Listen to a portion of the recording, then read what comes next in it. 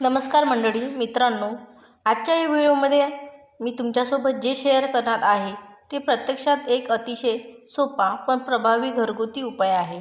त्याचा आकार इतका लहान आहे की तो फक्त 1 ते 2 इंचाचा छोटासा तुकडा आहे, पण त्याची शक्ती खूप आश्चर्यकारक आहे।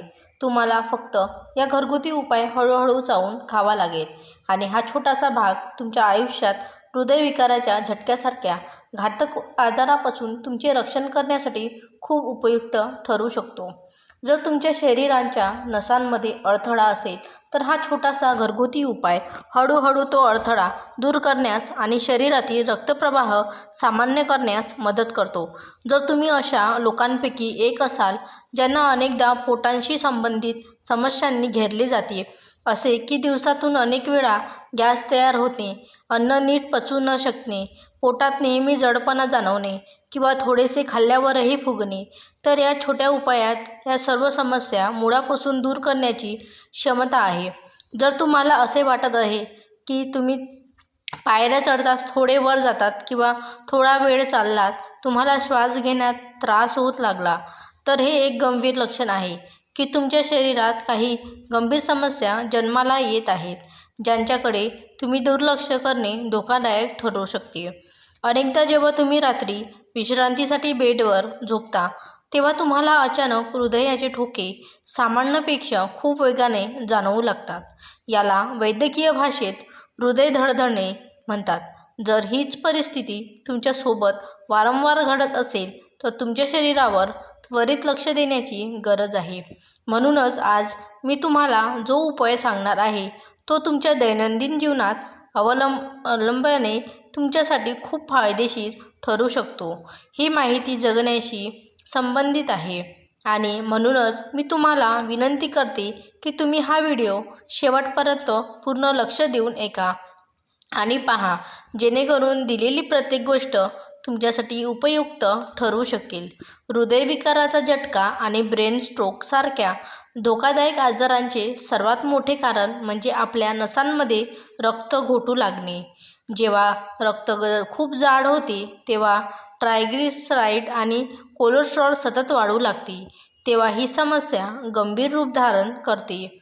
जेव्हा शरीरात वाईट कोलेस्ट्रॉलचे प्रमाण वाढते तेव्हा ते रक्तदाब देखील असामान्यपणे वाढते।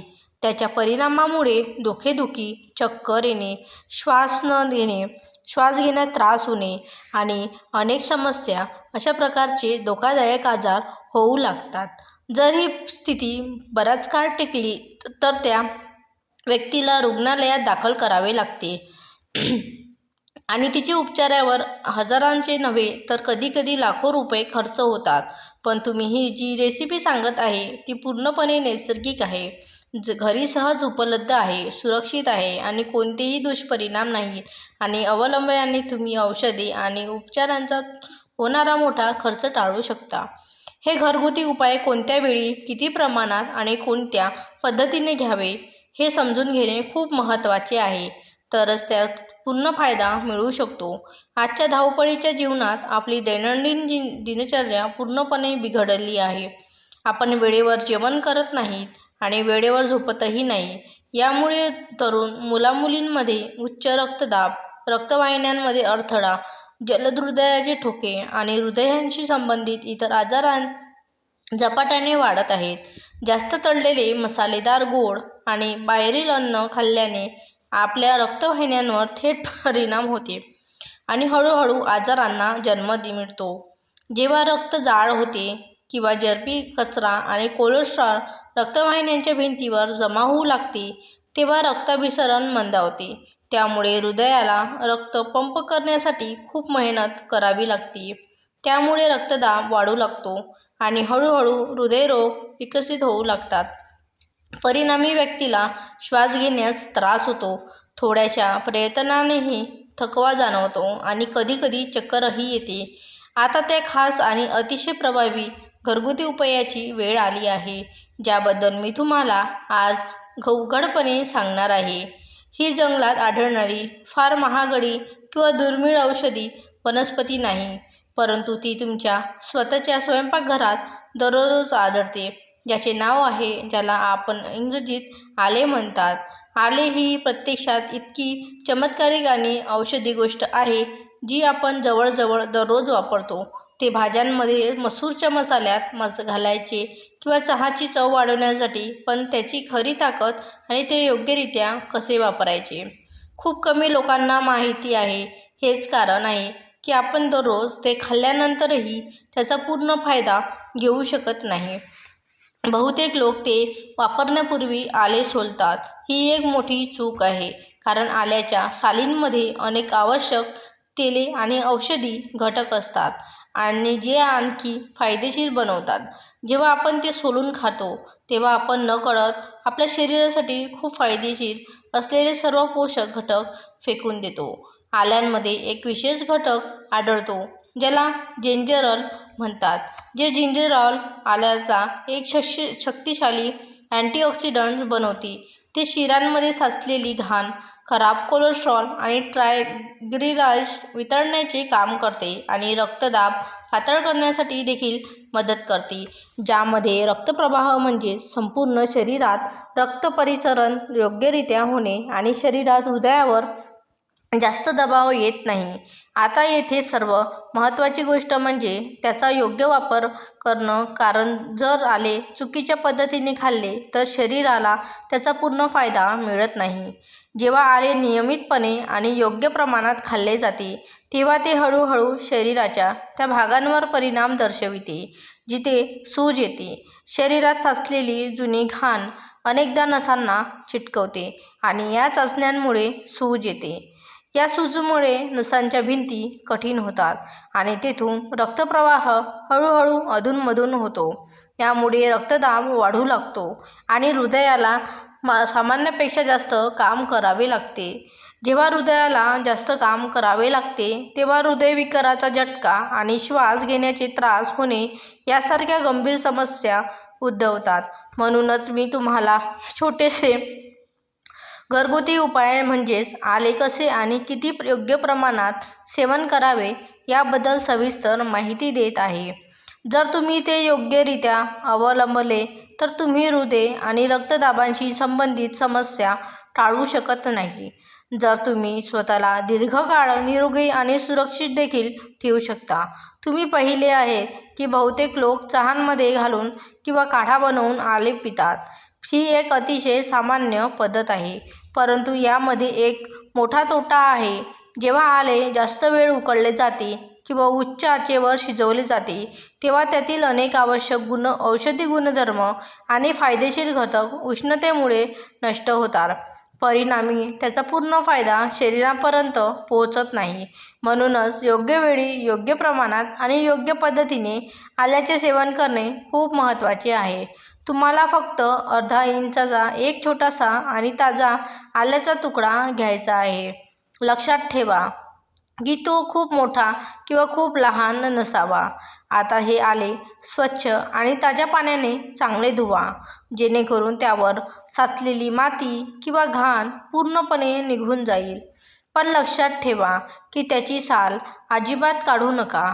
साल काढून टाकल्याने तुम्ही त्यातील औषधी घटक वाया घालवता. आता तुम्हाला हा छोटासा तुकडा सकाळी लवकर नाश्त्याच्या वेळी खावा लागेल.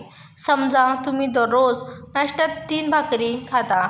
जेव्हा तुम्ही 2 भाकरी पूर्णपणे खाल्ल्या आणि तिसरी भाकरी उचलणार असाल तर त्या क्षणी आपल्याला आल्याचा हा छोटा तुकडा तोंडात ठेवा आणि तो हळूहळू आरामात चावायला सुरुवात करा.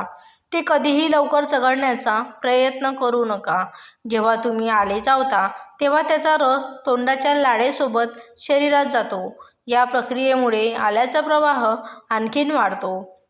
जेव्हा जिंजरल नावाचा हा सक्रिय घटक लाळेसह शरीरात पोहोचतो, जेव्हा शरीर ते लवकरच शोषून घेते आणि त्याचे सर्व गुणधर्म शरीरात सक्रिय होतात आणि काम करू लागतात. म्हणून हा छोटासा घरगुती उपाय हळूहळू नसांमधील घाण आणि अडथळा साफ करण्यास सुरुवात करतो. जेव्हा शिरा स्वच्छ असतात तेव्हा रक्तप्रवाह सामान्य होतो, रक्तदाब सामान्य राहतो आणि गंभीर हृदय रोगांचा धोका देखील मोठ्या प्रमाणावर कमी होतो.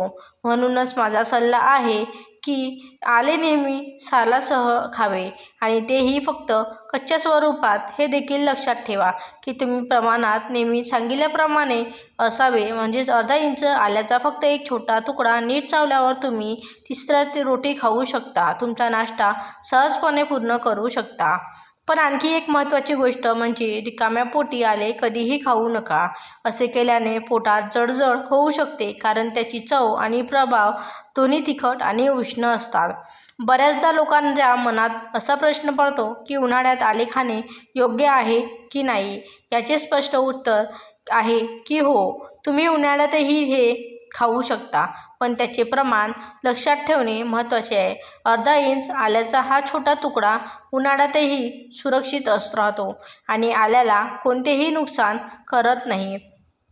उलट या ऋतूत जेव्हा आपली पचनशक्ती थोडी मंदावते, मग आल्याची ही रेसिपी पचनसंस्था मजबूत करण्यास मदत करते आणि अन्न चांगले पचते. आले केवळ पचन शक्ती मजबूत करत नाही, तर शरीरात असलेले विषारी आणि हानिकारक घटक हळूहळू काढून टाकते.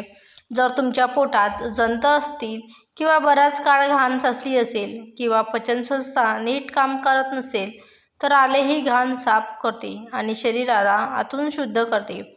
काही शरीरात तुमच्या त्याचा परिणाम दिसू लागेल. तुम्हाला असे वाटेल की शरीरात नवीन ऊर्जा येत आहे, थकवा कमी होत आहे आणि पूर्वी होणाऱ्या श्वासोच्छ्वासाच्या समस्या देखील कमी होत आहे. जर तुम्हाला सांधेदुखी किंवा जडपणाची समस्या होत असेल, तरी ते देखील सुधारू शकते. आता आणखी एक मोठा प्रश्न म्हणजे हे आले दररोज खावे का? तर उत्तर नाही आहे. ते दररोज खाण्याची गरज नाही. योग्य मार्ग म्हणजे आठवड्यातून फक्त 3 वेळा खाणे. म्हणजेच ते एक दिवस खा, दुसऱ्या दिवशी खाऊ नका, नंतर तिसऱ्या दिवशी खा. अशा प्रकारे आठवड्यातून 3 वेळा खा. ते पुरेसे आहे. हवामान थंड असो वा गरम असो, ते दररोज खाणे योग्य नाही. आठवड्यातून 3 वेळा ते खाल्ल्याने शरीराला पूर्ण फायदा होईल आणि कोणत्याही प्रकारचे दुष्परिणाम तुम्हाला होणार नाही. मी तुम्हाला सविस्तरपणे आणि अगदी सोप्या भाषेत सांगितल्याप्रमाणे जर तुम्ही हा सोपा उपाय, प्रभावी घरगुती उपाय अवलंबला, तर माझ्यावर विश्वास ठेवा की हृदयविकारासारखे धोकादायक आणि जीवघेणे आजार टाळता येईल. ही संपूर्ण माहिती तुमच्या आरोग्यासाठी खूप महत्त्वाची होती. जर तुम्हाला हा व्हिडिओ उपयुक्त तर नक्कीच लाईक करा, तुमच्या मित्रपरिवारांसोबत आणि नातेवाईकांसोबत शेअर करा आणि आमच्या चॅनलला सबस्क्राईब करायला विसरू नका, जेणेकरून तुम्हाला अशाच आरोग्यविषयक माहिती मिळत राहील. भेटूया पुढच्या अशाच एका आरोग्यविषयक माहितीसोबत. तोपर्यंत सर्वांनी आपली काळजी घ्या आणि आनंदी राहा. धन्यवाद.